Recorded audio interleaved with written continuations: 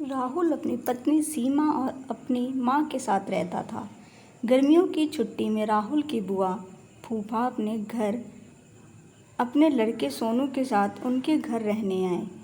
घर आते ही फूफा जी राहुल से बोले, यहाँ तो बहुत गर्मी है, घर में कोई एसी नहीं है क्या? राहुल की माँ ने बोला, भाई साहब, अभी कुछ दिन पहले ही राहुल ने अपने कमरे में एसी लगवाया है।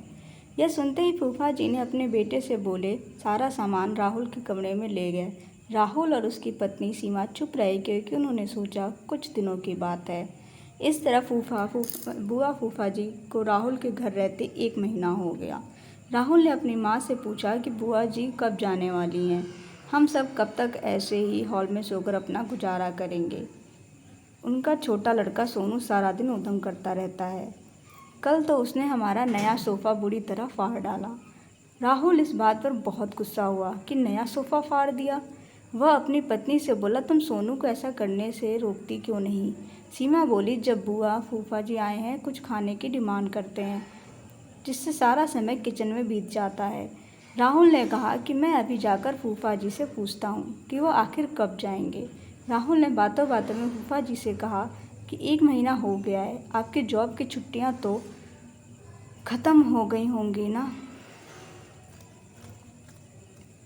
फूफा जी बोले, राहुल, मैंने जॉब तो कब की छोड़ दी, अब तो मैं बिजनेस करता हूँ और अब मैं इस शहर में भी कुछ बिजनेस खोलने की सोच रहा हूँ। पहले इस शहर को अच्छे से समझ लूँ, जिसमें 2 से 3 महीने तो लग ही जाएंगे। ये सुनकर राहुल समझ गया कि फूफा जी अभी जाने वाले नहीं हैं। उसने यह बात अपनी पत्नी और माँ को बताई। सीमा बोली, जब घी सीधी उंगली से नहीं निकलता तो उंगली टेढ़ी करनी पड़ती है।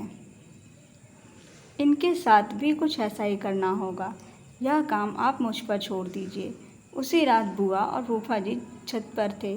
तभी उनका लड़का सोनू चिल्लाता हुआ उनके पास गया और बोला कि मैंने अभी एक चुड़ैल को देखा है। तभी एक चुड़ैल वहाँ आ गई और बुआ और फूफा जी को बोली कि तुम में से कौन पहले मेरा भोजन बनना चाहेगा।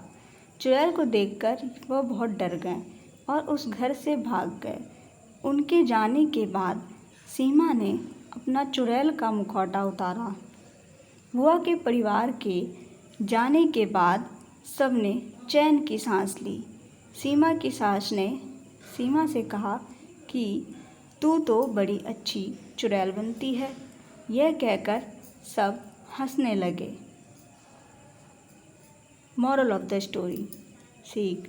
इस कहानी से हमें यह सीख मिलती है कि हमें किसी भी रिश्ते का गलत फ़ायदा नहीं उठाना चाहिए। जिस तरह बुआ के परिवार ने अपनी रिश्तेदारी का गलत फ़ायदा उठाया और दूसरों को परेशान किया।